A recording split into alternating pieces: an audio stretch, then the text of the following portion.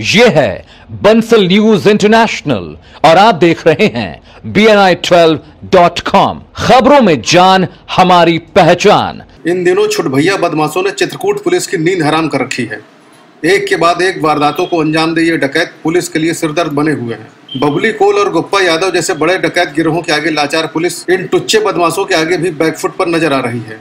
कभी ठोकिया जैसे दुर्दांत डकैत का इलाका रहा भरतकूप क्षेत्र पिछले कुछ महीनों से राजू ठाकुर नाम के बदमाश की कारगुजारियों की वजह से चर्चा में बना हुआ था। लोगों का अपहरण कर फिरौती वसूलने और अकारण मारपीट किए जाने की वारदातों से इस बदमाश ने स्थानीय लोगों का जीना दूभर कर रखा था। खुद को डॉन कहलाना पसंद करने वाले इस बदमाश ने अपने साथियों सहित भगवतपुर गांव में राजापुर से आई बारात में लूटपाट के इरादे से धावा बोल दिया। बारातियों के साथ मारपीट होते देख लड़की पक्ष के लोगों ने डायल 100 पुलिस को सूचना दी और इस स्थानीय बदमाश से शादी के रंग में भंग न डालने की आरजू मिन्नतें करने लगे। वधु पक्ष के लोगों के गिड़गिड़ाने से नशे में धुत राजू ठाकुर का गुरूर कुछ ऐसा बढ़ा कि उसने अपनी देसी राइफल से दुल्हन के भाई पर फायर झोंक दिया। जांघ में गोली लगने से घायल दुल्हन के भाई को देख गुस्साए बारातियों ने बदमाश राजू सिंह को पकड़ लिया और लात जूतों से पिटाई शुरू कर दी। इनामिया बदमाश के साथी अपने सरगना को पिटते देख भाग खड़े हुए। ग्रामीणों ने राजू के सिर को ईंट पत्थरों से कुचल डाला और पास की ही पुलिया में फेंक दिया। प्रीति की शादी हो रही थी सर।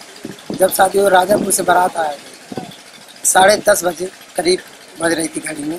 इसके बाद बारात द्वार 4 के लिए बारात शुरू हो गई। जैसे वहाँ से राप्टा पार के पास से नदी के पार से सीधे बदमाश अचानक हमला कर दिया। जैसे यहाँ घराती जो है लोग गए बारात के लिए हम और 20 बचा के लिए, तो वैसे वहाँ राजा राम सोनकर को एक राइफल मार दिया।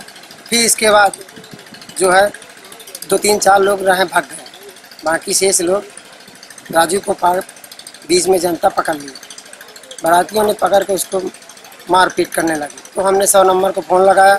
100 नंबर पौने 1 घंटा नहीं आई। उसके बाद जब पुलिस आई है तो उसको ले गए सीधे से उसकी बंदूक और उसको राजू को ले गए। सूचना के घंटों बाद मौके पर पहुंची पुलिस पुलिया में बुरी तरह घायल राजू को जीप में डाल चित्रकूट के जिला अस्पताल लाई, जहां डॉक्टर ने राजू का परीक्षण करने के बाद उसे मृत घोषित कर दिया। राजू के ऊपर मध्य प्रदेश की पुलिस की तरफ से 2000 रुपए का इनाम घोषित था। गोली लगने से घायल दुल्हन के भाई राजाराम सोनकर को भी इलाज के लिए जिला अस्पताल में भर्ती कराया गया है। सर वो अक्सर आता रहता गांव में, वो पत्थरों मचाता रहता है। क्योंकि बारात का आज मतलब समय था तो बारातियों को मतलब लूट के चक्कर में कर रहा था, तो मौके में हम भी पहुंच गए तो गोली चला दिया। घटना के बाद मची अफरा तफरी की वजह से प्रीति की शादी की वैवाहिक रस्में भी रात में पूरी नहीं की जा सकी। करवी पहाड़ी रोड में भी इन दिनों रात के लुटेरों का आतंक है। सड़क किनारे छुपे बदमाश राहगीरों को लूटने पीटने में लगे हैं, लेकिन पुलिस को इनकी भनक तक नहीं लग पाती।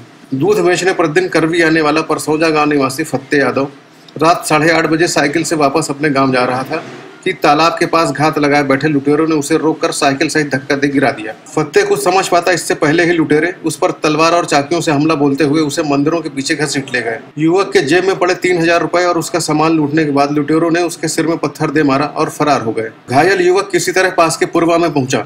लोगों ने उसकी हालत देख एम्बुलेंस बुलवाई और उसे इलाज के लिए जिला अस्पताल लाए, जहाँ डॉक्टरों ने उसकी मरहम पट्टी की है। ये रास्ते में जो है चला जा रहा था तो 2 लोग थे, अचानक जो है छेड़खानी किया तो तार वार खींची थी खेतों में, तो वहाँ गिर पड़ा तार में और तुरंत पकड़ के ले गए मंदिर के पास अंदर। वहाँ मंदिर से फिर तलवार से ईंटा से फिर मारा। कहाँ से मारा? ईंटा तलवार पैसा खींच लिया और मारा है और कौन छेड़खानी। अपराध और अपराधियों पर नियंत्रण की बात कर रही योगी सरकार के मंसूबों को चित्रकूट के बदमाश पलीता लगाते नजर आ रहे हैं। पुलिस भी इन बदमाशों के आगे लाचार और मजबूर साबित हो रही है।